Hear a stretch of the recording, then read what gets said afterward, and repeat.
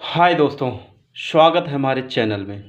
दोस्तों, आज हम बात करने जा रहे हैं वृत्त की परिधि की।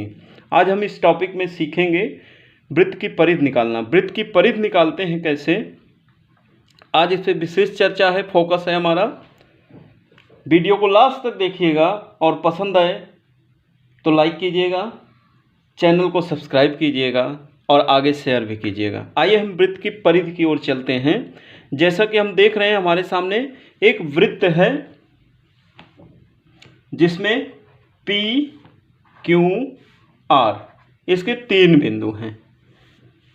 P से Q को मिला दिया हमने, O से R को मिला दिया। इस तरह PQ आप जानते होंगे वृत्त का व्यास है और OR जो है आपका त्रिज्या है। अगर हम O से बात करेंगे तो OP, OQ और OR आपकी क्या हैं, वृत्त की त्रिज्याएं हैं। और हम जानते हैं वृत्त की त्रिज्याएं सब समान होती हैं।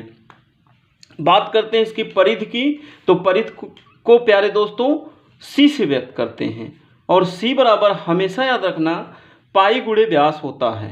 C मतलब परिधि, वृत्त की परिधि जो होता है पाई गुणे व्यास होता है।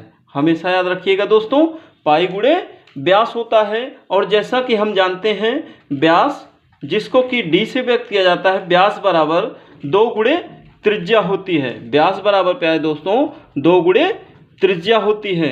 व्यास को अगर हम D से व्यक्त कर दें और त्रिज्या को R से व्यक्त किया जाता है तो D बराबर प्यारे दोस्तों 2R होता है। इस तरह हमेशा याद रखिएगा व्यास बराबर 2 गुणे त्रिज्या या D बराबर 2R होता है। इस तरह C बराबर हमारा हो जाएगा, C इक्वल हो जाएगा पाई इंटू 2R हो जाएगा, या C बराबर हमेशा याद रखिएगा 2 पाई R होता है। इस तरह परिधि अगर हमें त्रिज्या के रूप में निकालना हो तो C इक्वल 2 पाई R लिख देते हैं।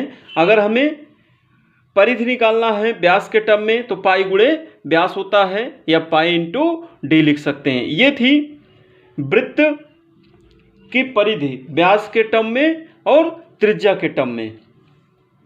अब माइंड में ये क्वेश्चन अलर्ट हो रहा होगा कि ये परिधि होती क्या है।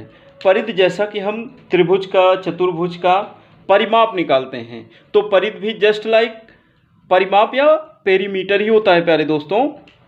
जैसे हमें परिमाप निकालना, त्रिभुज का परिमाप, चतुर्भुज का परिमाप, वर्ग का परिमाप, आयत का परिमाप, इसी तरह हम वृत्त का परिमाप या परिधि निकालते हैं। परिधि मतलब ये जो वृत्त की लंबाई है ये इसकी परिधि होती है, जिसको इंग्लिश में सरकमफेरेंस कहते हैं।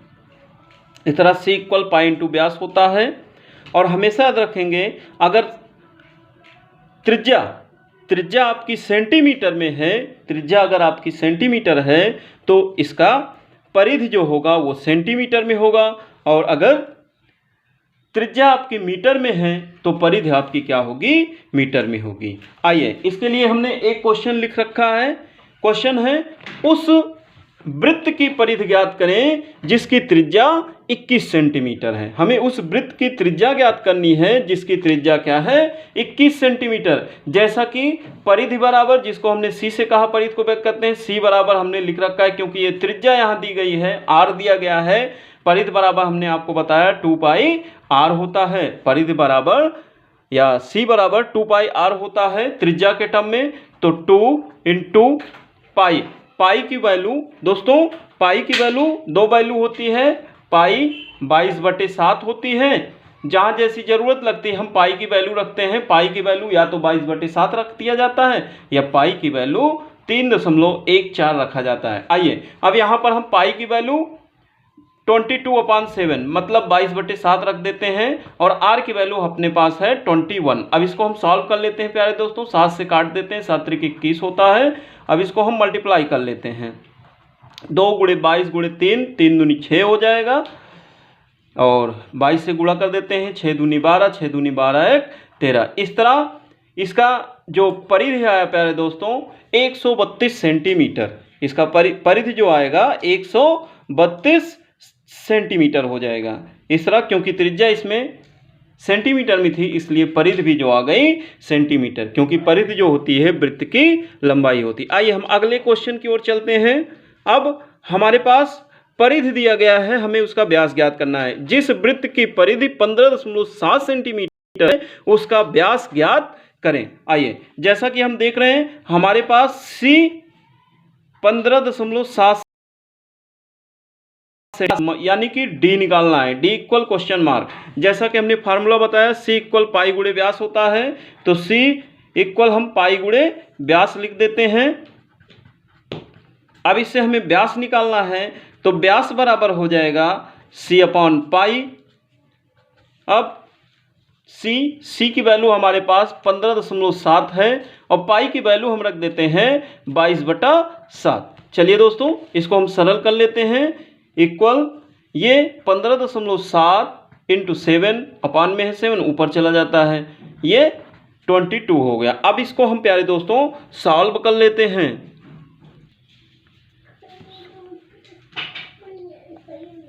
इसको जब हम सरल करेंगे तो ये आ जाएगा हमारा 109.9/22 हो जाएगा। इसको जब हम सरल करेंगे दोस्तों तो लगभग 5 सेंटीमीटर आएगा।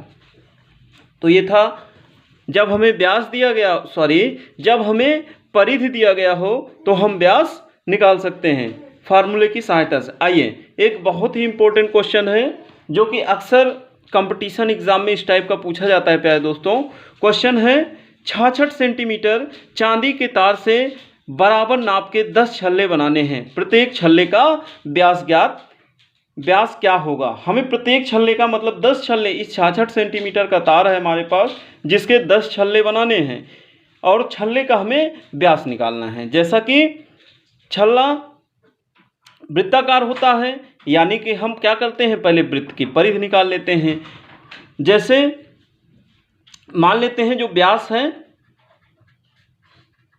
व्यास डी है, तो जैसा कि हम जानते हैं परिधि सी बराबर पाई इंटू डी होता है, व्यास को डी से व्यक्त करते हैं और डी हमें निकालना है। तो एक छल्ले का जो परिधि है सी इक्वल पाई डी हो गया और 10 छल्ले की जो परिधि होगी क्या हो जाएगी, 10 इंटू पाई डी हो जाएगी 10 छल्ले की। और हम जैसा कि देख रहे 10 छल्ले की परिधि मान लेते हैं, इसका परिधि जो है सी डैश से व्यक्त करते हैं। और जैसा कि हम देख रहे हैं हमें जो तार है, क्योंकि 66 सेंटीमीटर का तार है, वही इसकी क्या है, लंबाई है, तो ये क्या होगी 10 छल्ले की परिधि के क्या हो जाएगी बराबर सी डैश बराबर हमारे पास 66 है, क्योंकि इसी 66 सेंटीमीटर से 10 छल्ले बनाए जाते हैं, तो यही 66 क्या होगा 10 छल्लों की परिधि के बराबर होगा, यानी कि 10 पाई डी बराबर क्या हो जाएगा 66 हो जाएगा। तो हमें डी निकालना है दोस्तों, डी इक्वल क्या हो जाएगा 66/10 पाई हो जाएगा। अब इसको हम क्या करते हैं, सॉल्व कर लेते हैं। तो डी इक्वल आपका हो जाएगा 66/66/10 इंटू, तो पाई की वैल्यू रख देते हैं 22/7, 7 ऊपर चला जाएगा, 66 गुणे 7 हो जाएगा, 10 गुणे 22, इसको हम 11 से काट देते हैं, 11 छक 66 होता है, 11 दूनी 22 होता है। तो इस तरह हमारे पास हो जाएगा 6 7 42 हो जाएगा, 42/20 आ गया। इसको हम काट देते हैं, 2 से काट देते हैं, तो अपने पास आ जाएगा 21/10 आ जाएगा, 2 दूनी 4, 2 एकम 2 हो जाएगा, 2 दाम। अब 21/10 मतलब हो जाएगा 2.1 सेंटीमीटर। इस तरह एक छल्ले का जो व्यास होगा 2.1 सेंटीमीटर, यानी कि जो आपके पास छल्ला होगा प्रत्येक छल्ले का जो व्यास होगा 2.1 सेंटीमीटर। तो ये था प्यारे दोस्तों वृत्त की परिधि। अगर ये वीडियो आपको पसंद आया हो या कहीं समझ में ना आया हो तो कमेंट कीजिएगा, जो भी प्रॉब्लम रहेगी आपकी प्रॉब्लम जरूर सॉल्व की जाएगी। मिलते हैं नेक्स्ट वीडियो में, तब तक के लिए अलविदा दोस्तों।